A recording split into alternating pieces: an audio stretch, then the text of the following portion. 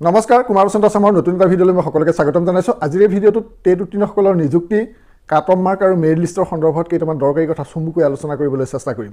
আপোনালোকে ইতিমধ্যে গমেই পায় যে হাইস্কুলৰ যি 5746টা পোষ্ট তাৰ কাৰণে অষ্টমখন প্ৰভিজনেল মেৰিট লিষ্ট প্ৰকাশ পালে আৰু 9882টা যি ডিৰ ৰেগুলাৰ এল পি ইউ পিৰ পোষ্ট আছে তাৰ কাৰণে পঞ্চমখন প্ৰভিজনেল মেৰিট লিষ্ট প্ৰকাশ পালে। এতিয়া কথা হ'ল যে যিসকলৰ কম নম্বৰ আছে সেইসকলে এইবাৰ নিযুক্তি পাবনে নাপায়, কাৰণ প্ৰতিখন মেধা তালিকাত দেখা গৈছে অলপ অলপকৈহে কমি গৈ আছে। তেনে ক্ষেত্ৰত যথেষ্ট আশংকাত ভুগিছে। আশংকাত ভোগাটো স্বাভাৱিক, কাৰণ কম নম্বৰ থকাসকলেও যিহেতু টেট উত্তীৰ্ণ হৈ আছে, গতিকে তেওঁলোকক চাকৰি এটা খুবেই প্ৰয়োজন বহুতৰ, আৰু যিটো নম্বৰৰ প্ৰতিযোগিতামূলক যুঁজ হৈছে সেই যুঁজত বহুতে টিকি থাকিবলৈ অসুবিধা হৈছে। মই আপোনালোকক এই ভিডিঅ'টোৰ যোগেদি চমুকৈ কেইটামান কথা কওঁ। সেইটো হৈছে যে ফাইনেল মেধা তালিকাখন খুব কম সময়ৰ ভিতৰতে প্ৰকাশ পাব, সেইটো কথা নিশ্চিত হৈছে, আৰু ফাইনেল মেধা তালিকাৰ ওপৰত ভিত্তি কৰিয়েই নিযুক্তি দিব। আৰু এই নিযুক্তি ফেব্ৰুৱাৰীৰ প্ৰথম সপ্তাহত যিমান পাৰে কৰিবলৈ শিক্ষা বিভাগে চেষ্টা কৰিছে, বা মানে টাৰ্গেটটো 15 তাৰিখ ধৰি লৈছে, ফেব্ৰুৱাৰীৰ 15 তাৰিখৰ আগতেই যাতে শেষ কৰিব পাৰি গোটেই প্ৰক্ৰিয়াখিনি, আৰু জানুৱাৰী মাহৰ ভিতৰতে গোটেই মেধা তালিকাৰ কাম শেষ কৰিব বাবে চেষ্টা কৰিছে। গতিকে দ্ৰুতগতিত ওলাই আছে, আৰু এইটো সময়ত আপোনালোকে যিকোনো মুহূৰ্তত আপোনালোকলৈ ডিৰ ফালৰ পৰা ভেৰিফিকেশ্যনৰ কাৰণে যিকোনো ধৰণৰ ডিষ্ট্ৰিক্ট কনফাৰ্মেশ্যনৰ কাৰণে ফোন আহিব পাৰে। গতিকে আপোনালোকে ফোন লগত ৰাখিব, কাৰণ এইকেইটা দিন অতিকে গুৰুত্বপূৰ্ণ। যিকোনো মুহূৰ্তত ফোন আহিব পাৰে, আপোনালোকে ফোন লগত ৰাখিবই। যিসকলে মানে এই চিলেকশ্যন লিষ্টত নাম আহিছে সেইসকলেও ৰাখিব, আৰু নহাসকলেও ৰাখিব, কাৰণ যিকোনো মুহূৰ্তত আহি যাব পাৰে। এতিয়া নেক্সট কথাটো হৈছে যে কম নম্বৰ থকাসকল মানে কিমানমান কাট অফ আৰু কমিব পাৰে। এতিয়া আপোনালোকে দেখিছে যে প্ৰতিখন প্ৰভিজনেল মেৰিট লিষ্টত অলপ অলপহে কমিছে, কিন্তু ফাইনেল মেধা তালিকাত জোখতকৈ বেছি কমিব নেকি, এই প্ৰশ্নটো বহুতে জানিব বিচাৰি আছে। অৰ্থাৎ এখন মেধা তালিকা প্ৰভিজনেল লিষ্টতকৈ আন এখনত যিটো অলপ 2 পইণ্ট 3 পইণ্ট যদি কমি গৈছে, মানে টোটেল মেৰিটত যদি 2 কমিছে 3 কমিছে, তেতিয়াহ'লে ফাইনেলত বেছি কমিবনে সেইটো ধৰণেই কমিব, সেইটো এটা অতি গুৰুত্বপূৰ্ণ কথা। মই সেই সন্দৰ্ভত আপোনালোকক কওঁ যে প্ৰথমতে যেনে ধৰণে পষ্ট চিলেকশ্যন আৰু ডিষ্ট্ৰিক্ট চিলেকশ্যন কৰাৰ সুযোগ পাইছে, প্ৰথমতে মানে ধৰি লওক প্ৰথম লিষ্টত থকাখিনিয়ে কৰিছে, দ্বিতীয় প্ৰভিজনেলৰখিনিয়ে কৰিছে, তৃতীয়খিনিয়ে কৰিছে, চতুৰ্থখিনিয়ে কৰিছে, এনেদৰে যে কৰি গৈছে, কিন্তু ফাইনেল মেধা তালিকা ফাইনেল মেৰিট লিষ্টখন প্ৰকাশ হোৱাৰ আগত শেষৰখন যি প্ৰভিজনেল মেৰিট লিষ্ট হ'ব, ধৰি লওক আপোনালোকে মানে মনতে ভাবি লওক যে 10খন প্ৰভিজনেল প্ৰকাশ পালে। এতিয়া 10খন যদি প্ৰভিজনেল প্ৰকাশ পায়, তেতিয়া 11খন হ'ব, 11 নম্বৰখন হ'ল ফাইনেল। বা সকলোতে 10খন বুলি নহয়, এইটো মই উদাহৰণ হিচাপে কৈছোঁ। যদি 10খন প্ৰভিজনেল মেৰিট লিষ্ট ওলায়, তেতিয়াহ'লে ফাইনেলখন হ'ব 11 নম্বৰ। এতিয়া কথা হ'ল যে 10খনত যিটো ধৰণে কাট অফ কমি যাব, কিন্তু ফাইনেলত তাতকৈ বেছি কমিব।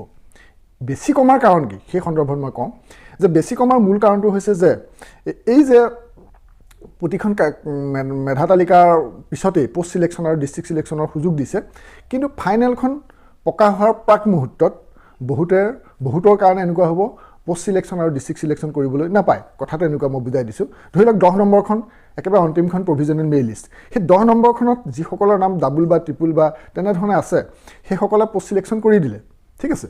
আৰু কৰি দিয়াৰ ফলত যিখিনি পদ খালী হৈ মানে যিখিনি পোষ্ট খালী হৈ গ'ল, সেই খালীত কি হ'ব, ৱেইটিঙত থকাসকলৰ নাম অন্তৰ্ভুক্ত হৈ যাব। এতিয়া ৱেইটিঙত যে নাম সোমাই যাব, ৱেইটিঙৰ যিসকলৰ নাম সোমাই যাব, সেইসকলেতো পুনৰ চিলেক্ট কৰিবলৈ সুযোগ নাপাব।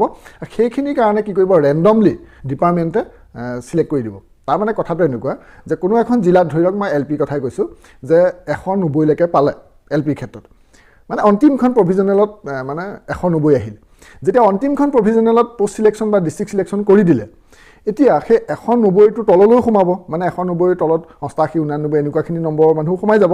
কিন্তু সেইসকলে আৰু হয়তো 2-3খন জিলাত সোমাবলগীয়া হ'ব পাৰে, কিন্তু সেইসকলেতো আকৌ চিলেক্ট কৰিবলৈ সুযোগ নাপাব। সেইসকলে বাবে কি হ'ব, ৰেণ্ডমলি মানে সেই 3খনৰ ভিতৰত এইটো মানে কম্পিউটাৰ এটা ছিষ্টেম আছে, সেই ছিষ্টেমত তেওঁলোকক মানে এটা পোষ্ট এল পি বা ইউ পি বা জিলাৰ ভিত্তিত বাছনিটো নিজেই কৰি দিব তেওঁলোকে, আৰু শেষৰখিনিয়ে সুযোগ নাপায় মানে। অৰ্থাৎ ফাইনেল মেধা তালিকাখন ওলোৱাৰ আগৰ মানে লাষ্ট যিখন প্ৰভিজনেল থাকিব, সেই প্ৰভিজনেলত চিলেক্ট কৰিবলৈ সুযোগ পাব, কিন্তু নতুনকৈ সোমোৱাসকলে আৰু ডিষ্ট্ৰিক্ট চিলেকশ্যন কৰিবলৈ নাপায়। এতিয়া মই সেইটো এটা কথা ক'লোঁ। আৰু এটা কথা কৈছোঁ যে ফাইনেল মেধা তালিকাত সদায় কাট অফ কমিবই। তাৰমানে এই প্ৰথমখনতকৈ দ্বিতীয়খন, দ্বিতীয়খনতকৈ তৃতীয়খন, তৃতীয়খনতকৈ চতুৰ্থখনত যিমান কাট অফ কমিছে, কিন্তু একেবাৰে শেষৰখন প্ৰভিজনেল লিষ্টতকৈ ফাইনেলত কিন্তু তাতকৈ বেছি কমিব। গতিকে যাৰ যাৰ অলপ কমি আছে সেইসকল আশাবাদী হওক। আজি এই ভিডিঅ'টোৰ মই মূল কথাটো সেইটো ক'লোঁ যে আশাবাদী হওক, গোটেই প্ৰক্ৰিয়াটোত মানে অলপ কম নম্বৰবিলাকো পাব। এতিয়া তাৰ পাছতো বহুতে এটা ভাবি আছে, অলপ হতাশো হৈ আছে, বহুতে মানে এইটো কথা জানিব বিচাৰি আছে যিসকলৰ ধৰি লওক 190লৈকে পালে তাৰ তলৰখিনিয়ে কেতিয়া পাব।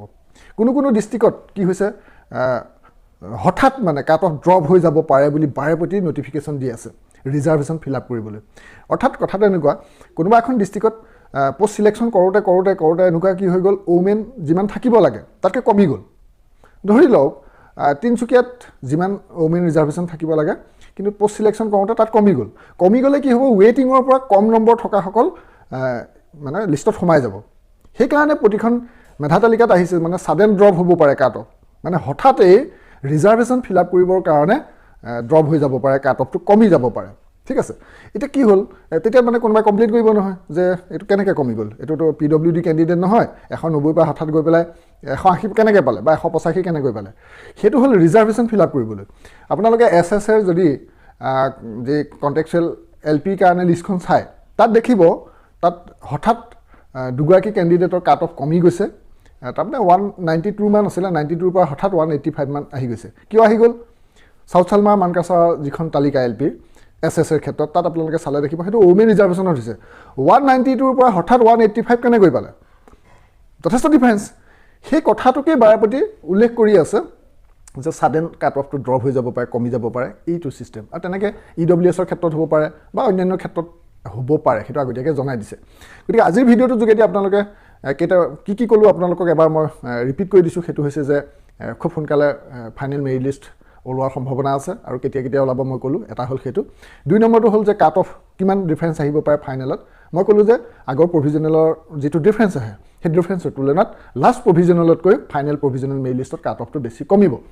তাৰ নেক্সট কাট অফ হঠাতে কমি কেনেকৈ যাব পাৰে সেইটো কথা ক'লোঁ। এই 3টা মূল কথা ক'লোঁ।